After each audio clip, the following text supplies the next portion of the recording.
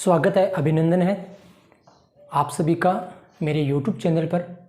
और आप भारतीय संविधान एवं राज्य व्यवस्था के बारे में पढ़ रहे हैं। आज हमारा टॉपिक रहेगा उपराष्ट्रपति। और प्रतियोगिता परीक्षा की दृष्टि से मैं NCERT बुक के माध्यम से आपको पढ़ा रहा हूँ।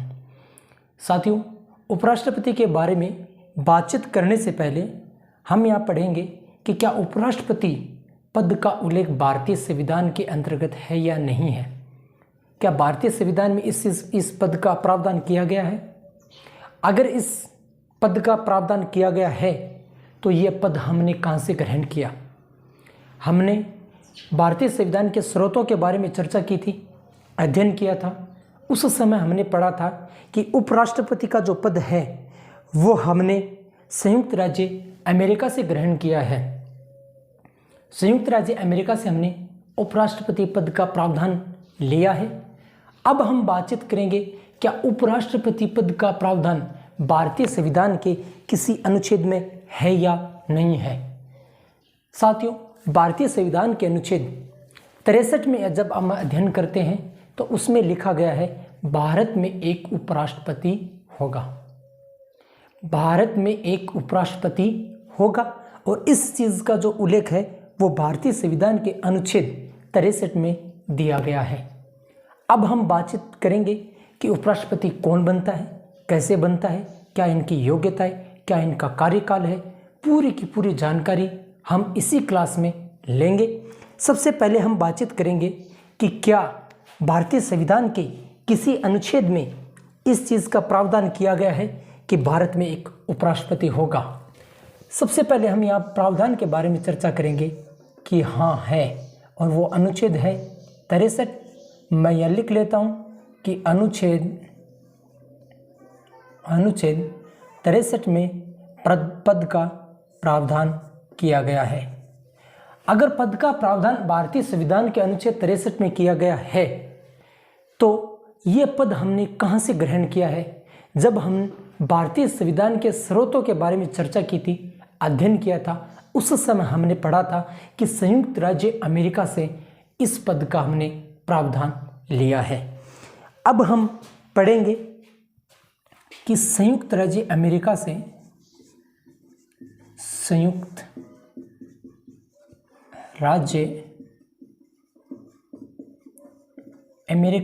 ये इस पद का हमने प्रावधान लिया है। साथियों, किसी भी क्लास में, चाहे वो स्कूल की क्लास में हो, चाहे वो कोचिंग क्लास की क्लास में हो या यूट्यूब चैनल पे पढ़ाए हो, हर आदमी मेहनत करता है और मैं भी यही चाहता हूँ आपको मैं सही व सटीक पढ़ाऊँ। फिर भी अगर किसी भी प्रकार की आपको मेरी क्लास में कमजोरी नज़र आए या कोई न कोई बात अगर हो तो आप मुझे कमेंट बॉक्स में ज़रूर बताएं। आप सभी का जो स्नेह है वो इसी प्रकार बना रहे। मैं विष्णुदान चारण आप सभी का स्वागत और अभिनंदन कर रहा हूं जो मेरी क्लास देख रहे हो। अब मैं बातचीत करूंगा कि उपराष्ट्रपति होता कौन है। अगर हम बातचीत करें कि भारत का प्रथम नागरिक राष्ट्रपति को माना जाता है, राष्ट्रपति भारत का प्रथम नागरिक होता है, तो भारत का अगर 2 नंबर पे जो सबसे बड़ा संवैधानिक पद है वो उपराष्ट्रपति का माना जाता है। उपराष्ट्रपति का जो पद है वो भारत का 2 नंबर संवैधानिक पद माना जाता है। अगर हमने बात करें तो हम यहाँ लिख लेते हैं कि उपराष्ट्रपति का पद भारत में यह है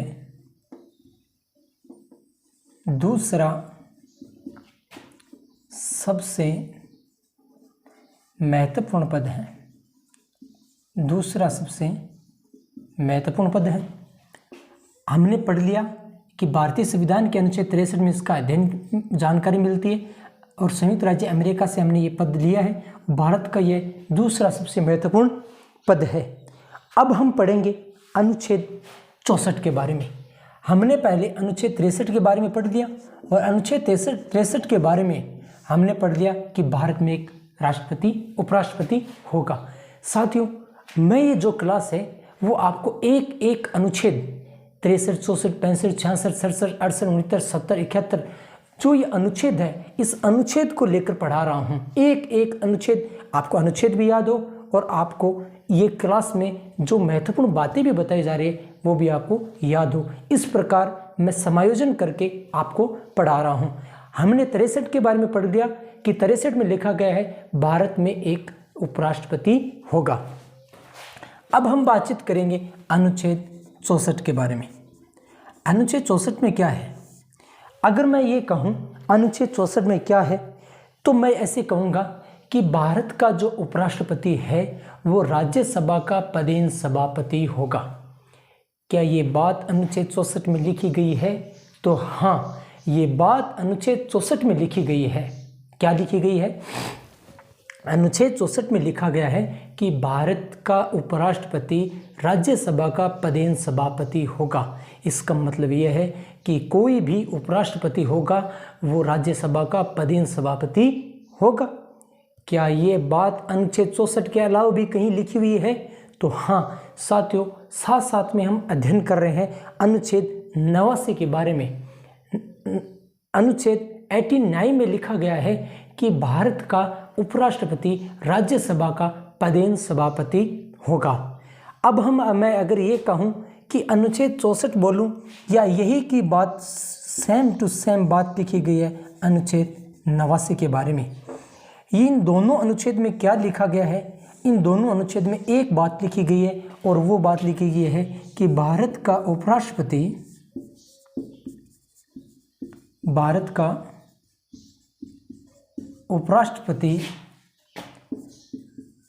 राज्यसभा का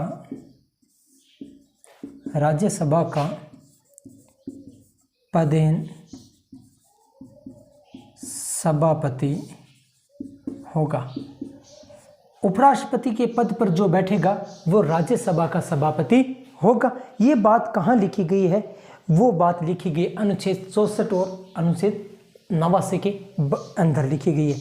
अब मैं बातचीत करूँगा कि क्या राज्यसभा का सभापति होगा। इसका मतलब ये हुआ क्या कि राज्यसभा का सदस्य होता है? नहीं, उपराष्ट्रपति राज्यसभा का सदस्य नहीं होता है, लेकिन सदस्य नहीं होते हुए भी वो उसका क्या होता है? पदेन सभापति होता है। मैं यहाँ लिख देता हूँ कि उपराष्ट्रपति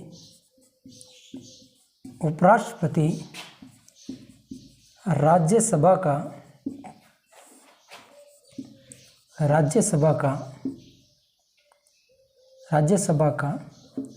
सदस्य नहीं होता है।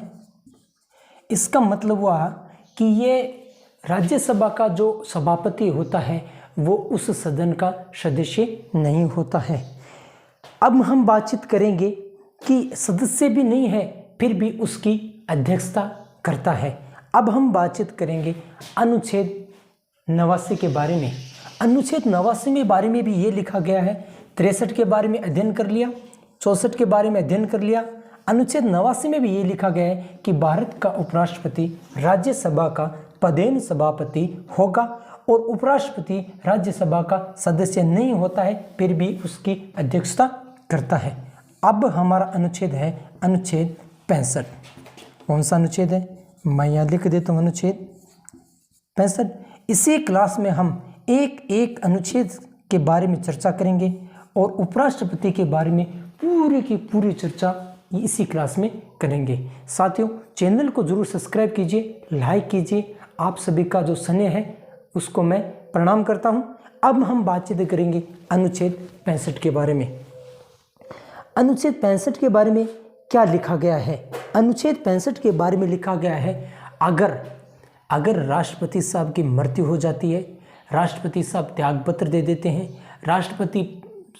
अगर राष्ट्रपति का जो पद है वो किसी न किसी कारणवश अगर रिक्त हो जाता है तो वहाँ कार्यवाहक राष्ट्रपति के रूप में उपराष्ट्रपति काम करते हैं। पूरी की पूरी जानकारी, ये जो कार्यवाहक राष्ट्रपति कैसे बनता है, क्या काम करता है, क्या संवैधानिक रूप से वो काम करता है या नहीं करता है, पूरी की पूरी जो जानकारी है वो अनुच्छेद 65 में दी गई है।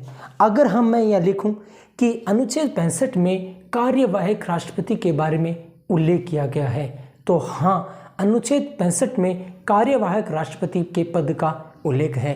कार्यवाहक राष्ट्रपति कौन बनता है? तो कार्यवाहक राष्ट्रपति भारत का उपराष्ट्रपति बनता है।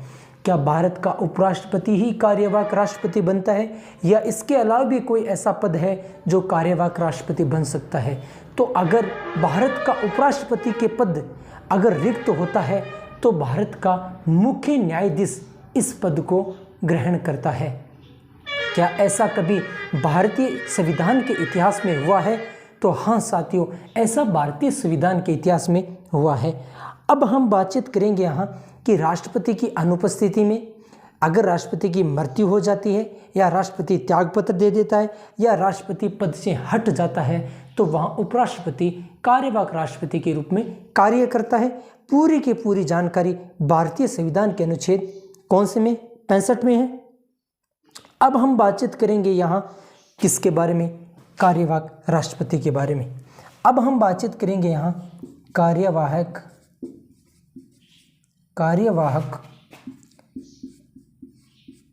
राष्ट्रपति के बारे में। कार्यवाहक राष्ट्रपति बारे में जानकारी क्यों पढ़ रहे हैं? क्योंकि जब राष्ट्रपति की क्या हो जाती है, मृत्यु हो जाती है या पद से त्याग पत्र दे देते हैं या किसी न किसी कारणवश पद क्या हो जाता है, रिक्त हो जाता है, ऐसी स्थिति में क्या हो जाता है, राष्ट्रपति साहब की अगर मृत्यु हो जाए या पद से वो त्याग पत्र दे दें या किसी कारणवश XYZ पद रिक्त हो जाता है तो वहाँ उपराष्ट्रपति कार्यवाहक राष्ट्रपति के रूप में काम करते हैं। क्या कार्यवाहक राष्ट्रपति का उल्लेख भारतीय संविधान में है? तो हाँ, भारतीय संविधान में है और भारतीय संविधान के अनुच्छेद 65 में है।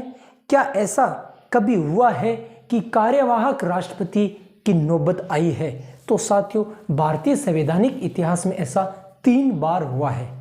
कितनी बार हुआ है? ऐसा 3 बार हुआ है कि 3 बार ऐसा हुआ है कि कार्यवाहक राष्ट्रपति के रूप में काम किया है। किसने किया है? उपराष्ट्रपति ने काम किया है। अब हम बातचीत करेंगे भारत के संवैधानिक इतिहास में ऐसे कौन व्यक्ति है जिन्होंने कार्यवाहक राष्ट्रपति के रूप में काम किया है। अब हम बातचीत करेंगे कार्यवाहक राष्ट्रपति के बारे में। इससे पहले हम बातचीत कर लेते हैं कि ऐसा जो हमने जो पहले पढ़ा है इनके बारे में जानकारी ले लेते हैं। हमारा टॉपिक है हमारा आज उपराष्ट्रपति पद का भारतीय संविधान में उल्लेख है अनुच्छेद 63 के बारे में। अनुच्छेद 63 के में लिखा गया है कि भारत में एक उपराष्ट्रपति होगा और यह पद हमने संयुक्त राज्य अमेरिका से ग्रहण किया है और यह भारत का दूसरा सबसे महत्वपूर्ण पद है। और भारत के संविधान के अनुच्छेद 64 में लिखा गया है कि भारत का उपराष्ट्रपति राज्यसभा का पदेन सभापति होगा और आगे लिखा हुआ है कि उपराष्ट्रपति राज्यसभा का सदस्य नहीं होता है, फिर भी राज्यसभा का क्या होता है, सभापति होता है। अनुच्छेद 65 की बात करें तो कार्यवाहक राष्ट्रपति के बारे में जानकारी मिलती है। और कार्यवाहक राष्ट्रपति क्यों? क्योंकि जब राष्ट्रपति साहब की मृत्यु हो जाती है या पद से त्यागपत्र दे देते हैं या किसी न किसी कारणवश पद रिक्त हो जाता है तो वहाँ कार्यवाहक राष्ट्रपति की नौबत आ जाती है। अब हम उन 3 लोगों के बारे में बातचीत करेंगे जिन्होंने भारतीय संविधान के इतिहास में कार्यवाहक राष्ट्रपति के रूप में काम किया है। 3 ऐसे लोग हैं जिन्होंने कार्यवाहक राष्ट्रपति के रूप में काम किया है। अब हम तीनों के बारे में विस्तार से चर्चा करेंगे।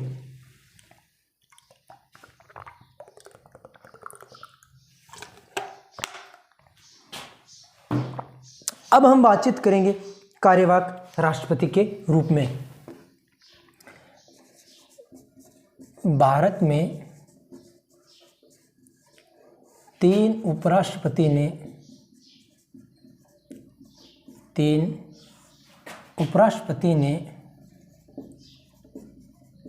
कार्यवाहक राष्ट्रपति के रूप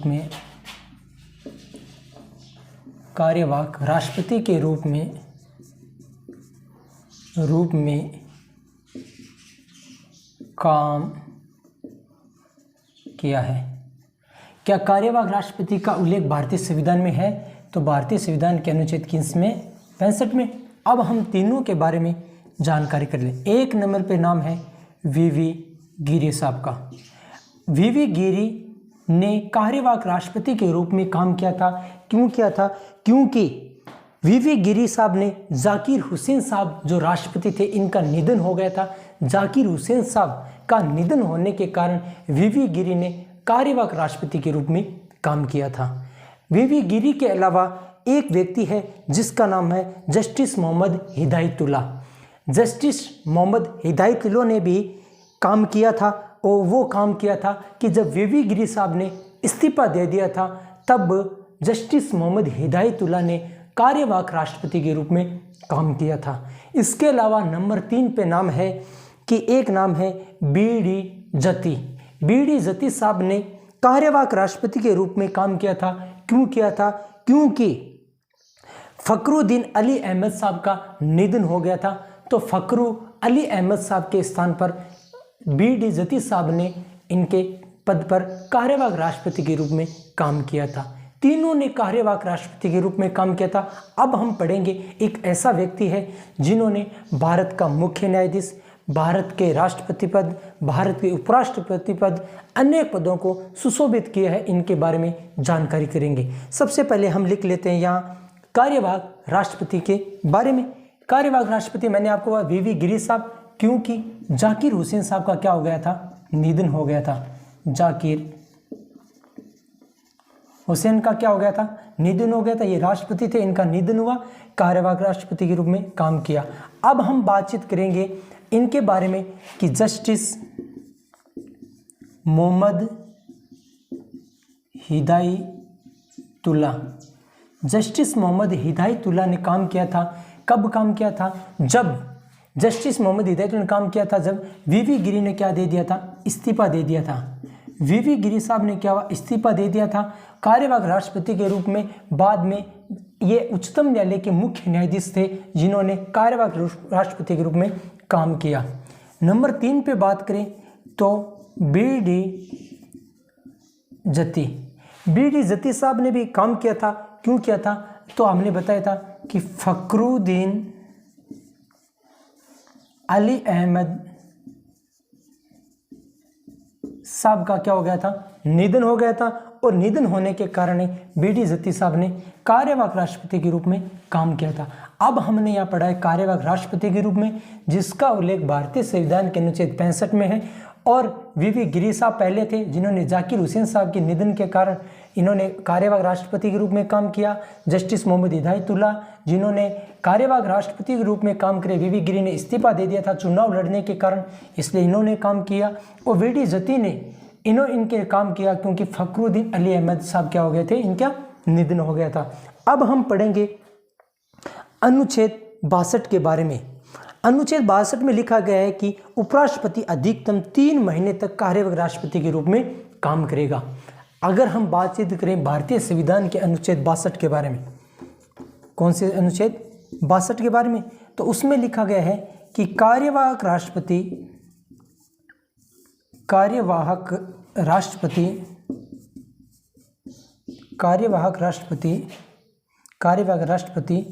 6 माह तक काम करेगा। इसका मतलब यह हुआ कि कार्यवाहक राष्ट्रपति 6 माह तक तो काम कर सकता है, बाद में आपको निर्वाचन करवाना पड़ेगा, क्योंकि इसमें भारतीय संविधान के अनुच्छेद 62 में इस चीज़ का उल्लेख है। साथियों, आज हमने भारतीय संविधान अनुच्छेद 62 के बारे में अध्ययन किया, 63 के बारे में अध्ययन किया, 64 के बारे में अध्ययन किया, 65 के बारे में अध्ययन किया। इसी प्रकार एक एक अनुच्छेद के बारे में भी चर्चा करेंगे और साथ साथ महत्वपूर्ण बिंदुओं के बारे में भी चर्चा करेंगे। अनुच्छेद 62 के बारे में लिखा गया है, क्या लिखा गया है? अनुच्छेद 62 में यह भी लिखा गया है कि राष्ट्रपति का पद जब रिक्त हो जाता है तो कार्यवाहक, जब राष्ट्रपति का जो पद होता है, राष्ट्रपति जब पद रिक्त हो जाता है तो कार्यवाहक राष्ट्रपति के रूप में कौन काम करते हैं? उपराष्ट्रपति। और उपराष्ट्रपति के अगर नहीं है तो वहाँ काम कौन करेगा? मुख्य न्यायाधीश उच्चतम न्यायालय का। और अगर उच्चतम न्यायालय का मुख्य न्यायाधीश का पद भी रिक्त है तो वहाँ कौन करेगा? उच्चतम न्यायालय के वरिष्ठ न्यायाधीश। इसी प्रकार इन बातों का उल्लेख है। क्या यह भारतीय संविधान में कहीं उल्लेखित है? तो हाँ, ये भारतीय संविधान के संसद द्वारा निर्मित 1969 के राष्ट्रपति उत्तराधिकार अधिनियम में उल्लेखित है। राष्ट्रपति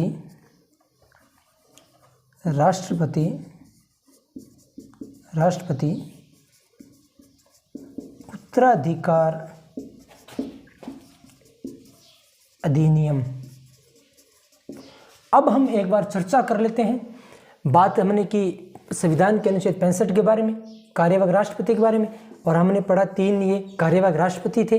अनुच्छेद 62 के बारे में हमने पता चलता है कि कार्यवाहक राष्ट्रपति के रूप में कितने महीने तक काम करेगा? 6 महीने तक। 6 माह के अंदर अंदर आपको राष्ट्रपति का निर्वाचन करवाना पड़ेगा। अब हम बात करते हैं कि जब राष्ट्रपति पद पर नहीं होता है, पद रिक्त होता है, अगर राष्ट्रपति की मृत्यु हो जाती है या वो त्यागपत्र दे देता है या किसी न किसी कारणवश अगर पद रिक्त है, तो वहाँ कार्यवाहक राष्ट्रपति के रूप में कौन काम करेगा? उपराष्ट्रपति। साथियों, कई बार ऐसी स्थिति आई है कि उपराष्ट्रपति का भी पद खाली है, तो उपराष्ट्रपति का भी पद खाली है, तो काम कौन करेगा? तो ऐसी स्थिति में सन 1969 में राष्ट्रपति उत्तराधिकार अधिनियम के माध्यम से संसद ने यह तय किया कि राष्ट्रपति का पद खाली है तो वहाँ कार्यवाहक राष्ट्रपति के रूप में उपराष्ट्रपति काम करेगा। अगर उपराष्ट्रपति का भी पद खाली है तो उच्चतम न्यायालय के मुख्य न्यायाधीश पद पर काम करेगा। अगर उच्चतम न्यायालय के मुख्य न्यायाधीश का पद भी रिक्त है तो वरिष्ठ न्यायाधीश इस पद पर काम करेगा। इस प्रकार इन बातों का उल्लेख मिलता है। अब हम बातचीत करेंगे भारतीय संविधान के अनुच्छेद 66 के बारे में। भारतीय संविधान के अनुच्छेद 66 में किन किन बातों का उल्लेख मिलता है, किन किन बातों के बारे में जानकारी मिलती है। साथियों, मैं पूरी कोशिश कर रहा हूँ कि मैं जो आपको पढ़ा रहा हूँ वो आपको समझ में आ रहा होगा, या मैं जो आपको बता रहा हूँ वो आपको सही और सटीक बता रहा हूँ। फिर भी अगर कोई है आपके अन्य कोई प्रश्न दिमाग में तो आप ज़रूर बताइए। अब हम बातचीत करेंगे अनुच्छेद 66 के बारे में। मैं यहाँ लिख लेता हूँ अनुच्छेद 66। अनुच्छेद 66 के बारे में बातचीत करते हैं तो पता चलता है अनुच्छेद 66 में 3 बातों का उल्लेख मिलता है। अनुच्छेद 66 की बात करें तो 3 बातों का उल्लेख मिलता है। वो 3 बात है कि उपराष्ट्रपति का निर्वाचन, उपराष्ट्रपति की योग्यता, उपराष्ट्रपति की शर्त। इन 3 बातों का उल्लेख मिलता है। कौन कौन सी? उपराष्ट्रपति का निर्वाचन, उपराष्ट्रपति की योग्यता, उपराष्ट्रपति के पद की शर्तों के बारे में जानकारी मिलती है। एक एक बिंदुओं के बारे में हम यहाँ चर्चा करेंगे। अगर हम बातचीत करें अनुच्छेद 66 के बारे में, मैंने आपको बताया 3 बातों का उल्लेख मिलता है। कौन कौन सा? एक मिलता है उपराष्ट्रपति का निर्वाचन, तो दूसरी कौन सी है? योग्यता। योग्यता के अलावा है शर्तें। साथियों, आपके दिमाग में एक प्रश्न आ रहा होगा और मेरे भी दिमाग में यही प्रश्न आ रहा है कि योग्यता और शर्त में क्या अंतर है। योग्यता में क्या होता है कि कोई व्यक्ति को चुनने के लिए उनकी योग्यताओं का निर्धारण किया जाता है और चुने हुए व्यक्ति को कुछ शर्तें दी जाती है। अगर एक व्यक्ति को चुनना है उस पद के लिए तो उनके लिए योग्यताओं का निर्धारण किया जाता है। अगर उस व्यक्ति में अगर योग्यता है तो उस व्यक्ति को उस पद के लिए चुन लिया जाता है और चुनने के बाद में कुछ शर्तें बताई जाती हैं कि आपको इस पद पे रहते हुए इन इन शर्तों का आपको पालन करनी है। अब हम बातचीत करें निर्वाचन के बारे में। 1 नंबर हमारा टॉपिक है, बिंदु है निर्वाचन। निर्वाचन कौन करता है? निर्वाचन की बात करें तो निर्वाचन में पहले क्या होता था? पहले यह होता था कि 11वें संविधान संशोधन 1961 से पहले, 11वें संविधान संशोधन 1961 से पहले यह होता था, एक संयुक्त अधिवेशन बुलाया जाता था और संयुक्त अधिवेशन में उपराष्ट्रपति का निर्वाचन होता था। अब हमारे दिमाग में प्रश्न नंबर 2 कि संयुक्त अधिवेशन होता था, क्या आज भी संयुक्त अधिवेशन होता है? तो नहीं, 11वें संविधान संशोधन अधिनियम 1961 से पहले होता था, अब नहीं होता है। संयुक्त अधिवेशन में कौन शामिल होते थे? तो संयुक्त अधिवेशन में लोकसभा और राज्यसभा के सदस्य शामिल होते थे। लोकसभा और राज्यसभा के निर्वाचित सदस्य मिलकर के उपराष्ट्रपति के जो पद का जो उम्मीदवार है उनका निर्वाचन करते थे। क्या अभी यही हो रहा है? अब यह नहीं हो रहा है। अब लोकसभा और राज्यसभा के सदस्य मिलकर उपराष्ट्रपति के निर्वाचन में भाग लेते हैं। इसके अलावा हम बातचीत करेंगे योग्यता के बारे में। योग्यता के बारे में बातचीत करने से पहले अपन कुछ चीज़ों के बारे में यहाँ जानकारी ले लें। निर्वाचन, हमने यहाँ पढ़ा कि 11वां संविधान संशोधन अधिनियम 11वां संविधान संशोधन अधिनियम 1961, और इससे पहले क्या होता था? संयुक्त अधिवेशन। संयुक्त अधिवेशन, और संयुक्त अधिवेशन में क्या होता था? निर्वाचन होता था। लेकिन वर्तमान में ये नहीं हो रहा है। वर्तमान में क्या हो रहा है? 1961 के बाद में वर्तमान में राज्यसभा प्लस लोकसभा के सदस्य मिलकर निर्वाचन करते हैं। राज्यसभा और लोकसभा के सदस्य मिलकर किसका निर्वाचन करते हैं? उपराष्ट्रपति का निर्वाचन करते हैं। उपराष्ट्रपति का निर्वाचन में कौन कौन भाग लेते हैं? तो उपराष्ट्रपति के निर्वाचन में लोकसभा व राज्यसभा के निर्वाचित सदस्य भाग लेते हैं। मैंने यहाँ लिखा नहीं है, मैं लिख देता हूँ। निर्वाचित सदस्य भाग लेते हैं, भाग लेते हैं। राज्यसभा और लोकसभा के निर्वाचित सदस्य भाग लेते हैं और भाग लेकर किसका निर्वाचन करते हैं? उपराष्ट्रपति का निर्वाचन करते हैं। अब ये बात रही कि उपराष्ट्रपति का निर्वाचन होता है, उस समय राष्ट्रपति की तरह क्या समर्थक और उसमें समर्थक और प्रस्तावक की आवश्यकता होती है, और होती है तो कितने होते हैं?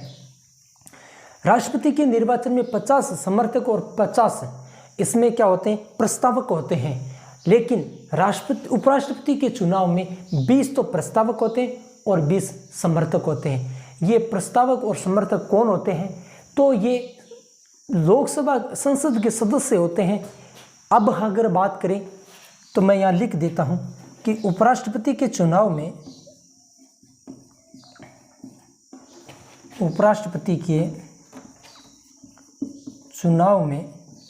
चुनाव में 20 प्रस्तावक होते हैं और 20 समर्थक होते हैं।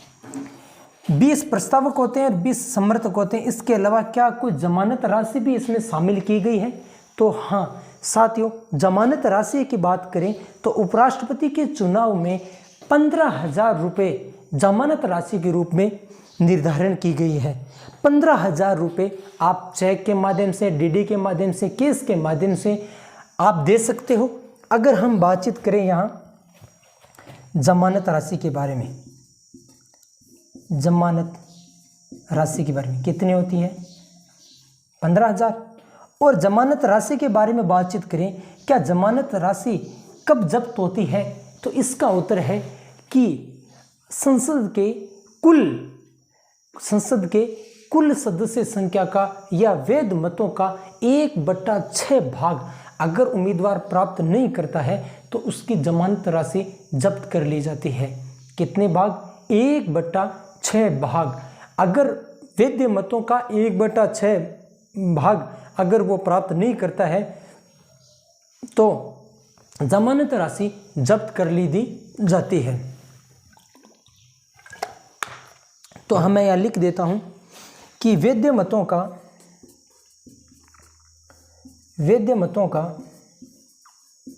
1/6 भाग, अगर 1/6 भाग उम्मीदवार को प्राप्त नहीं होते हैं तो 15,000 रुपये की जो जमानत राशि वो जब्त कर ली जाती है।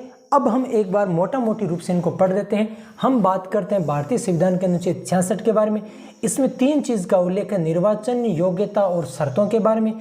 निर्वाचन में क्या कि 11वें संविधान संशोधन अधिनियम 1961 से पहले क्या होता था कि संयुक्त अधिवेशन का प्रावधान किया गया था। राज्यसभा और लोकसभा के संयुक्त अधिवेशन बुलाया जाता था। उपराष्ट्रपति का निर्वाचन होता था। बाद में क्या कर दिया, ये संयुक्त अधिवेशन को हटा दिया गया।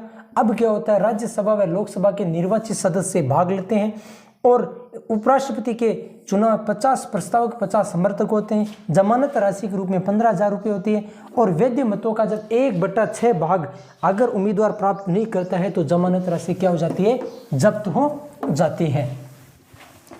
अब बातचीत करेंगे अपन योग्यता के बारे में। क्या क्या योग्यता होती है, योग्यता के बारे में।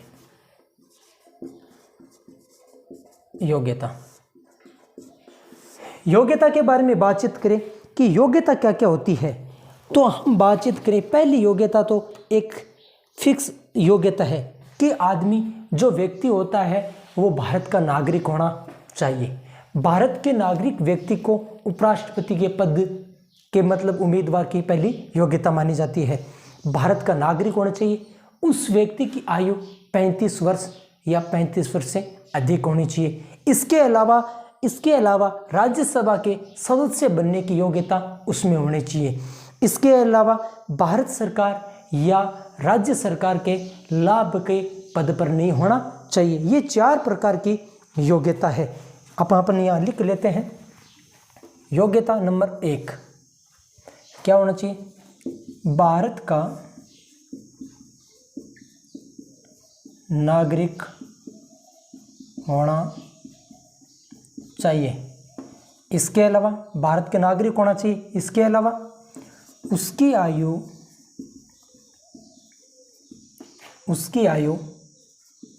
35 वर्ष या अधिक होनी चाहिए। इसके अलावा यह है राज्यसभा के सदस्य बनने की योग्यता होनी चाहिए, बनने की योग्यता होनी आवश्यक है। इसके अलावा भारत सरकार या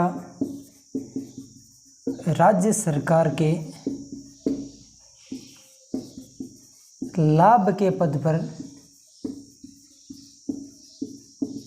नहीं होना चाहिए। वो भारत, अब 4 प्रकार की योग्यता है और योग्यताओं का उल्लेख कहाँ है, भारतीय संविधान के अनुच्छेद कौन से में, 66 में। जब भारतीय संविधान के अनुच्छेद 66 पढ़ते हैं तो निर्वाचन योग्यता शर्तों के बारे में उल्लेख मिलता है। पहली योग्यता है भारत का नागरिक होना चाहिए। दूसरी योग्यता उसकी आयु 35 वर्ष या उससे अधिक होनी चाहिए। राज्यसभा के सदस्य बनने की योग्यता होनी चाहिए और भारत सरकार और राज्य सरकार के लाभ के पद पर नहीं होना चाहिए। इन बातों के बारे में जानकारी मिलती है। साथियों, आप सभी का सने इसी प्रकार बना रहे मेरे चैनल को सब्सक्राइब जरूर कीजिए। Thank you. जय हिंद, जय भारत माता, जय माँ शारदे।